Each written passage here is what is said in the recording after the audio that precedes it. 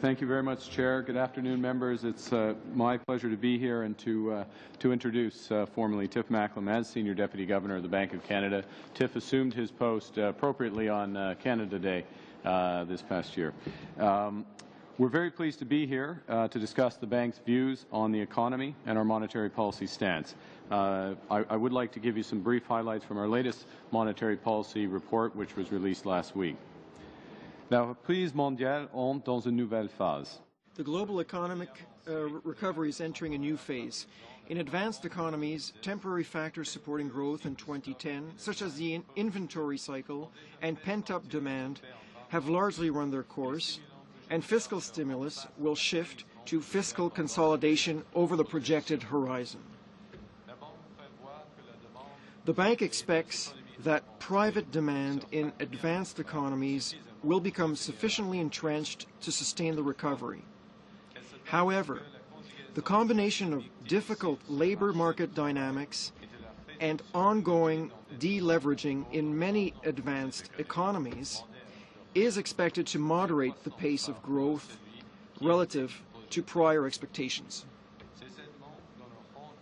These factors will contribute to a weaker than projected recovery in the United States in particular.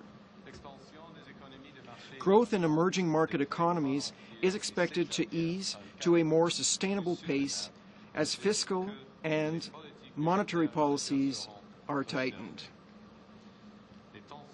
Heightened tensions in currency markets and related risks associated with global imbalances could result in a more protracted and difficult global recovery.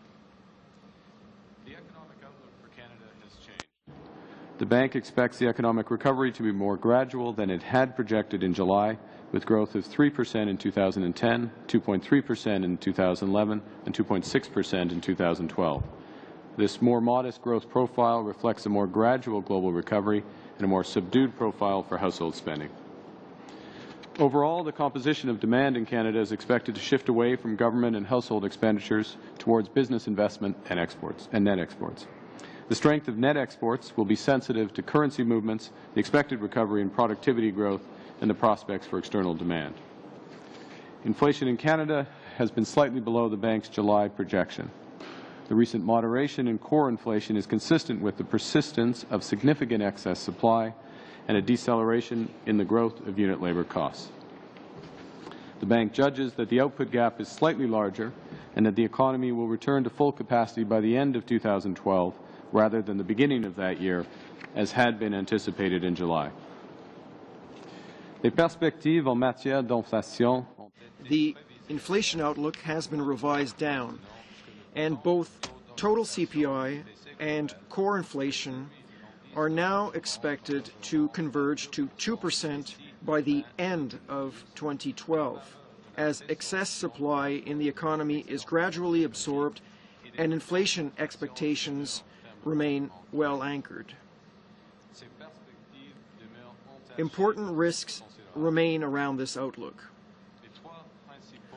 The three main upside risks to the inflation outlook are higher commodity prices, a stronger than anticipated recovery in the U.S. economy, and the possibility of greater than projected momentum in the Canadian household sector. These upside risks are balanced by three downside risks relating to Canada's international competitiveness, global growth prospects, and the possibility of a more pronounced correction in the Canadian housing market. In response to the sharp synchronous global recession, the bank lowered the target rate rapidly over the course of 2008 and early 2009 to its lowest possible level.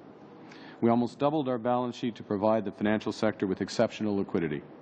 With our conditional commitment, the bank provided exceptional guidance on the likely path of our target rate. These policies provided considerable additional stimulus during a period of very weak economic conditions and major downside risks to the Canadian economy. With the initial rapid narrowing of the output gap, the return of employment to its pre-crisis peak, the highly effective transmission of monetary policy in Canada, and the sustained momentum in household borrowing, the need for such emergency policies has passed. Since the spring, the bank has unwound the last of our exceptional liquidity measures, removed the conditional commitment, and raised the overnight rate to 1%. Last week, on October 19th, the bank maintained the target for the overnight rate at 1%. This leaves considerable monetary stimulus in place, consistent with achieving the 2% inflation target in an environment of significant excess supply in Canada.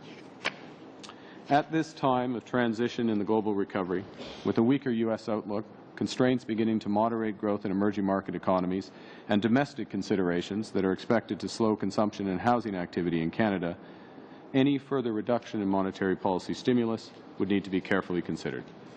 With that, Mr. Chair, Tiff and I would be very pleased to take questions. Thank you. Thank you very much for your presentation. We will begin members' questions with Mr. Bryson for 7 minutes.